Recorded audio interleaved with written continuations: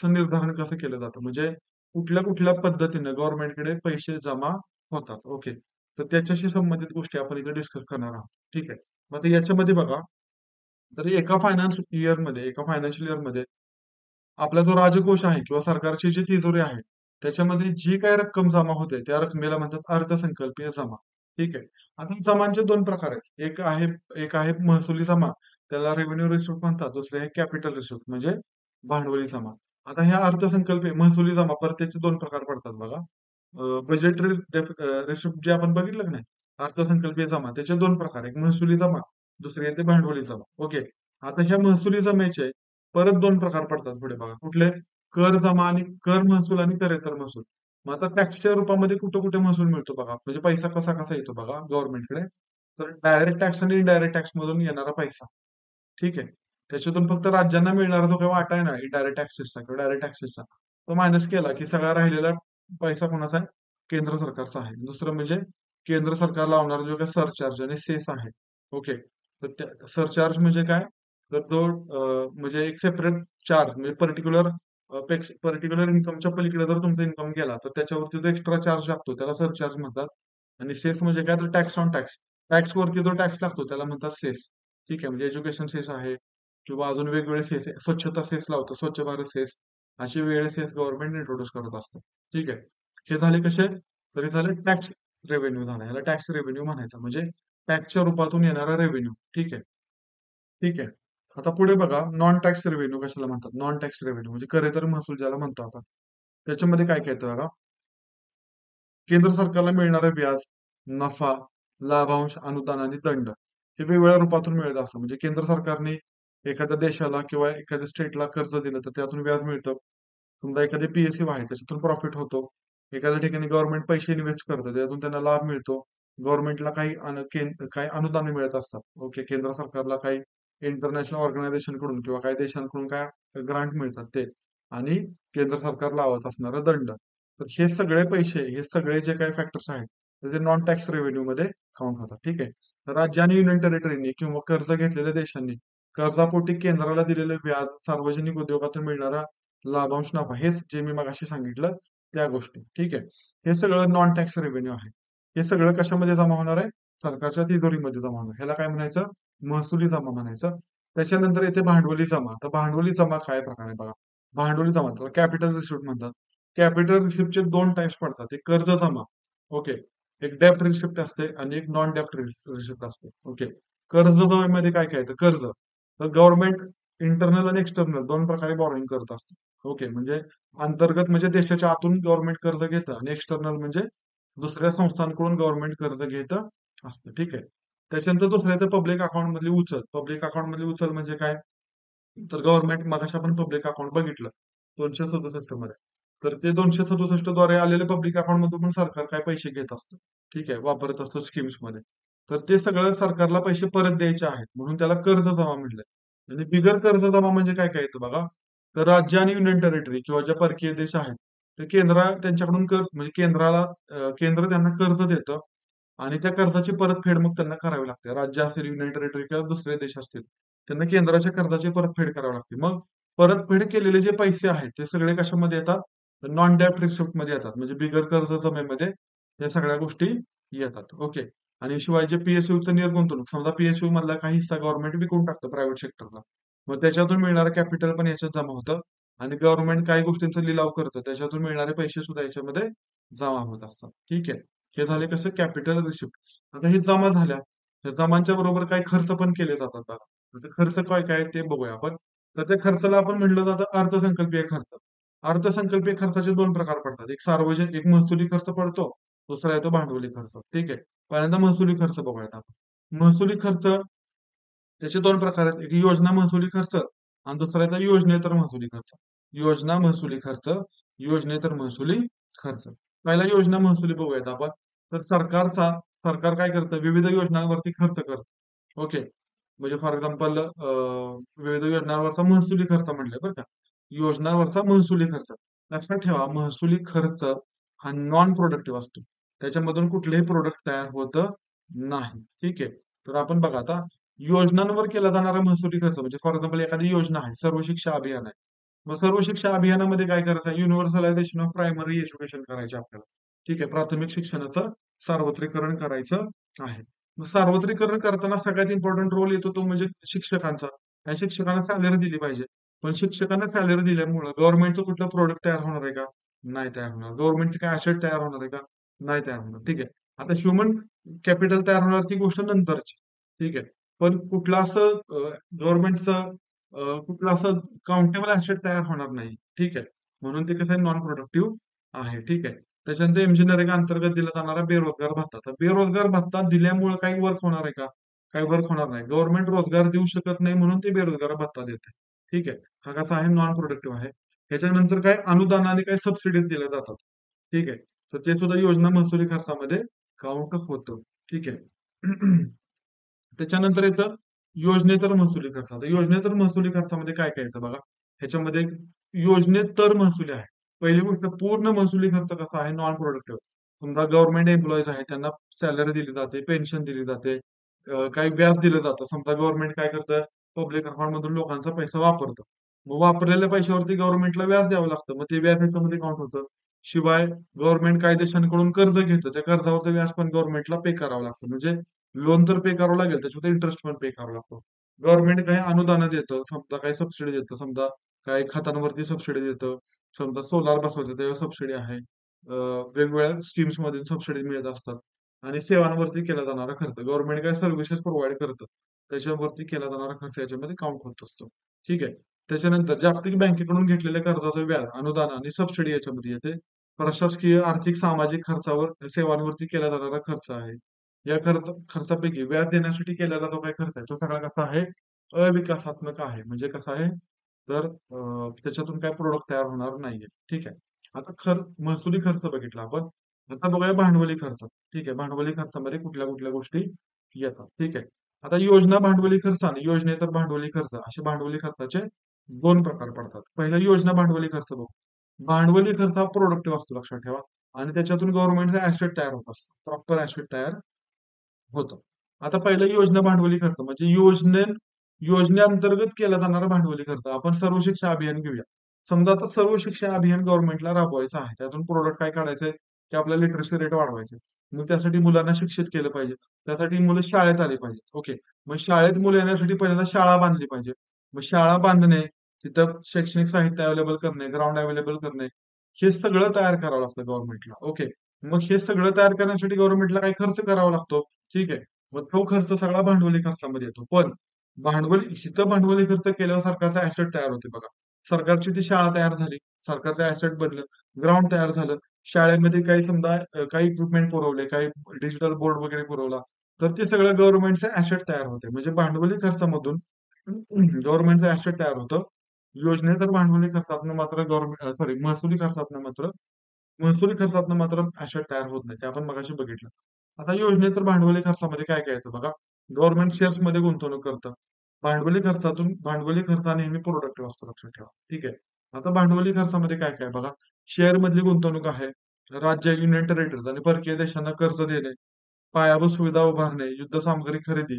तर मात्र ह्याच्यामध्ये बघा ह्यातले एक एक पॉईंट मी समजून सांगतो. राज्य आणि युनियन टेरिटरीजला किंवा परकीय देशांना कर्ज दिलं तर त्यातनं गव्हर्नमेंटला बेनिफिट काय होईल तर त्याच्यावर इंटरेस्ट मिळेल. ठीक आहे. पायाभूत सुविधांवरती खर्च केला. पायाभूत सुविधा म्हणजे फॉर एक्झाम्पल गव्हर्नमेंटने मेट्रो उभारली. तर मेट्रो उभारली तर मेट्रोचं तिकीट काढतील लोक. तिकीट काढून मेट्रो वापरतील. ओके. एखादा एखादा ब्रिज उभा केला, एखादा हायवे उभा केला, तर गव्हर्नमेंट त्याच्यावरती टॅक्स लावतं, टोल लावतं. म्हणजे टोल मधून गव्हर्नमेंटला पैसा मिळत असतो. ठीक आहे. म्हणजे हा सगळा कसा आहे प्रोडक्टिव्ह खर्च आहे. फक्त याच्यामधला एकच गोष्ट आहे ती नॉन प्रोडक्टिव्ह आहे. ती म्हणजे युद्ध सामग्रीवर केला जाणारा खर्च.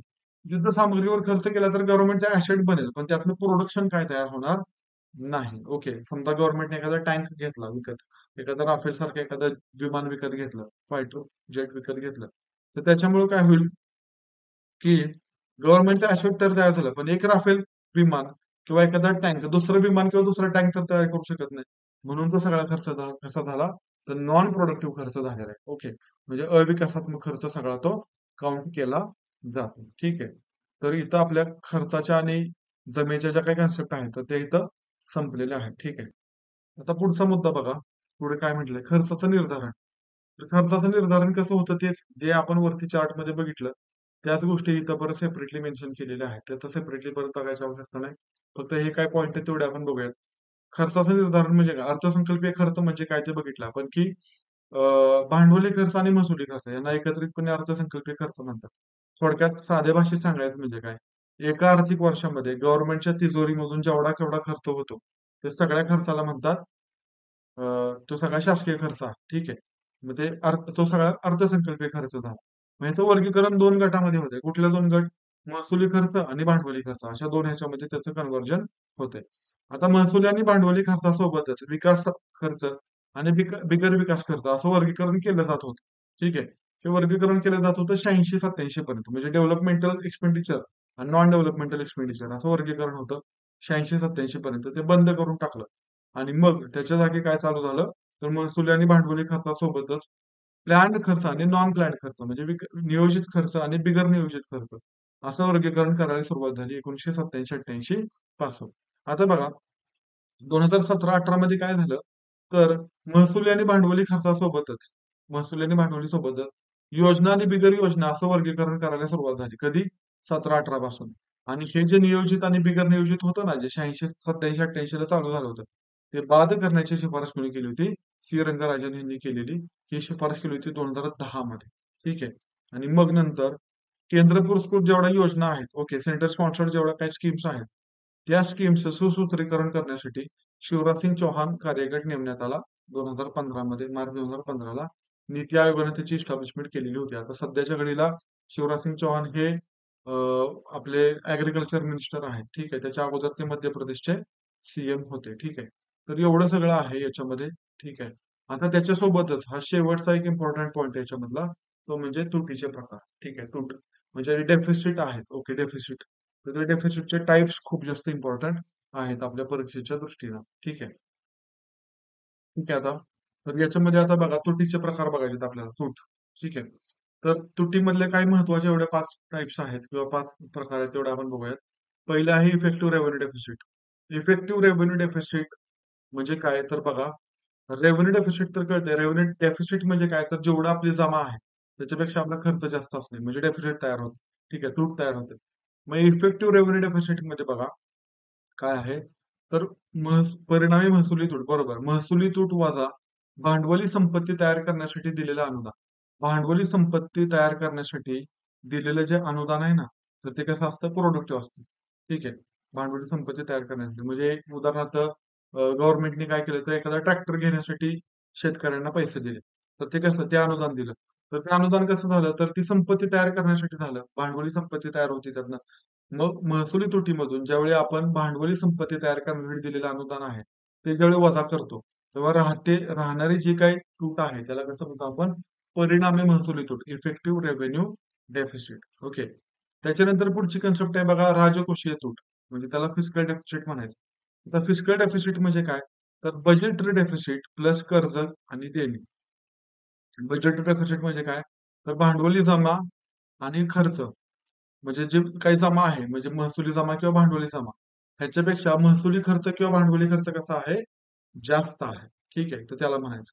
आता ही तर पहिली समजून घ्या, की बजेटरी डेफिसिट प्लस कर्ज किंवा देणी. ठीक आहे. आता अजून एक त्याचे सूत्र खाली बनतं. मग बजेटरी डेफिसिट कशाला म्हणायचं? तर जेवढा केवढा बजेटरी खर्च आहे, ओके, ह्याच्यापेक्षा जमा कशी असणं? कमी असणं. समजा खर्च किती आहे? खर्च ₹100 आहे आणि जमा किती, समजा जमा आहे ₹100 आणि खर्च किती आहे? ₹110. म्हणजे डेफिसिट किती झाली? ₹10 डेफिसिट इथं झालेली आहे. ठीक आहे. आता हीच कन्सेप्ट पुढे इलॅबोरेट केली आहे बघा कुठं? भांडवली जमेची जी पुढे फिजिकल डेफिसिटची कन्सेप्ट आहे ना, ती इलॅबोरेट केली. म्हणजे कशी? Physical deficit is equal to खर्च वजा महसुली जमा अधिक बिगर कर्ज भांडवली जमा. बिगर कर्ज भांडवली जमा. महसुली जमा तर आहे असं घेतलं. पण भांडवली जमेमध्ये पण कुठली घेतलेली आपण? बिगर कर्ज भांडवली जमा. म्हणजे कर्जाच्या रूपामध्ये जे काही पैसे जमा झालेत, तर ते सुद्धा भांडवली जमेमध्ये जमा होतात. पण ते त्याच्यामध्ये काउंट केलेले नाहीत. आता बघा, बजेटरी डेफिसिट ही 0 दाखवली जाते कायम. किती दाखवली जाते? 0. मग बघा, fiscal deficit is equal to budgetary deficit plus कर्ज आणि देणी जर म्हटलं आणि बजेटरी डेफिसिट 0 असेल, तर fiscal deficit is equal to काय शिल्लक राहतं? कर्ज किंवा देणी. म्हणजेच लक्षात ठेवा, कर्ज ही काय असतात? कर्ज म्हणजे फिस्कल डेफिसिट. शासन काय करतं? समजा आता शासनाचा भारतामध्ये कसं आहे, भारतामध्ये कायम डेफिसिट बजेट मांडावं लागतं. कशासाठी? का तर भारत अंडर डेव्हलप देश आहे किंवा डेव्हलपिंग कंट्री आहे. ठीक आहे. मग राहिलेले पैसे समजा आता भारताला महसुलाच्या रूपामधून ₹100 मिळतात. ओके. पण मग 100च्या ₹100 देशाला खर्च करावे लागतात. वेगवेगळ्या गोष्टींवरती खर्च करावे लागतात. बरं, जेवढं मिळालंय तेवढंच खर्च करून चालणार आहे का? तर नाही. तर जेवढं मिळालंय त्याच्यापेक्षा जास्त खर्च करावा लागेल. तरच काय होईल आपली डेव्हलपमेंट होईल. कारण डेव्हलपमेंट करण्यासाठी जेवढी जमा होते तेवढा पैसा पुरत नाही. मग काय करू आपण अशा वेळी? आपण कर्ज घेतो. ओके. आणि हे कर्ज, हे मिळालेला जो पैसा आहे तो कुठे लावला जातो? सोशल वेलफेअर स्कीम्स वरती लावला जातो. जेणेकरून आपले काय होईल? तर ह्युमन डेव्हलपमेंट होईल. फक्त इकॉनॉमिक ग्रोथ करून उपयोग नाहीये. जर आपल्याला इकॉनॉमिक डेव्हलपमेंट पण करायचे आहे, ठीक आहे. लोकांचा जो आर्थिक स्तर आहे, तर तो पण उंचवायचा आहे. मग हे कशाच्या माध्यमातून होतं? हे वेगवेगळ्या योजनांच्या माध्यमातून होतं. पण समजा सरकारची जमा आहे ₹100 आणि करावा लागणारा खर्च आहे ₹150. तर वरचे ₹50 कुठून गोळा करायचे? तर वरचे ₹50 कर्ज घेतलं जातं. ओके. वरचे ₹50 काय केलं जाईल? कर्ज घेतलं जाईल. मग आता जमेपेक्षा ₹50 जास्त घेतले कर्ज. मग फिस्कल डेफिसिट काय होईल? तर बजेट डेफिसिट मधून जेवढी जमा आहे तेवढी वजा केली की झाली फिस्कल डेफिसिट. मग फिस्कल डेफिसिट किती झाली? जमा किती झाली? ₹100. मग वरचे ₹50 कर्ज घेतलं. मग फिस्कल डेफिसिट म्हणजेच काय? ते कर्ज आहे. ठीक आहे. कारण जमा काय झाली? तिथं वजावट झालेली आहे. जेवढा खर्च जमा आहे त्याच्यापेक्षा जास्त खर्च असल्यामुळे असं घडतं. त्याच्यानंतर आहे बघा प्राथमिक तूट. त्याला प्राथमिक तुटीलाच काय म्हणतात? तर प्रायमरी डेफिसिट म्हणतात. आता प्राथमिक तूट कशाला म्हणायचं बघा. तर फिस्कल डेफिसिट म्हणजेच काय? कर्ज होते आपण बघितले. फिस्कल डेफिसिट म्हणजे कर्ज. पण प्रायमरी डेफिसिट हे अजून जास्त अॅक्युरेट आपल्याला किती पैसे द्यावे लागतात ते कळतं. आता बघा, कर्ज घेतलं की सगळं कर्ज आपल्याला बिनव्याजी मिळतं का? नाही. तर त्याच्यावरती काहीतरी व्याज द्यावं लागणार. ठीक आहे. मग कर्ज घेतलेल्या रकमेपेक्षा काही वेळा आपल्याला काय राहतं खाली व्याज जास्त द्यावं लागतं. ठीक आहे. मग अशा वेळी फिस्कल डेफिसिट मधून आपण ते व्याज वजा केलं की आपल्याला कळतं की आपली कर्ज ऍक्च्युली किती आहे. ठीक आहे. मग त्या तुटीला काय म्हणतो आपण? प्रायमरी डेफिसिट म्हणतो. आणि फिस्कल डेफिसिट म्हणजे काय? तर कर्ज प्लस त्याचं व्याज पण त्याच्यामध्ये ऍड होतं. ठीक आहे. राजकोषीय तूट म्हणजे काय? प्राथमिक तूट अधिक कर्ज. प्राथमिक तूट प्लस कर्ज केले की आपल्याला फिस्कल डेफिसिट भेटेल. ठीक आहे. त्याच्यानंतर स्ट्रक्चरल डेफिसिट. स्ट्रक्चरल डेफिसिट म्हणजे काय बघा? तर अर्थसंकल्पीय तूट बरोबर रचनात्मक तूट अधिक चक्रीय तूट किंवा आधिक्य. आता रचना स्ट्रक्चरल डेफिसिट म्हणजे काय बघा? इकॉनॉमीचं एखाद्या प्रकारचं स्ट्रक्चर असतं. म्हणजे आता फॉर एक्झाम्पल इंडियन इकॉनॉमी कशा पद्धतीची आहे?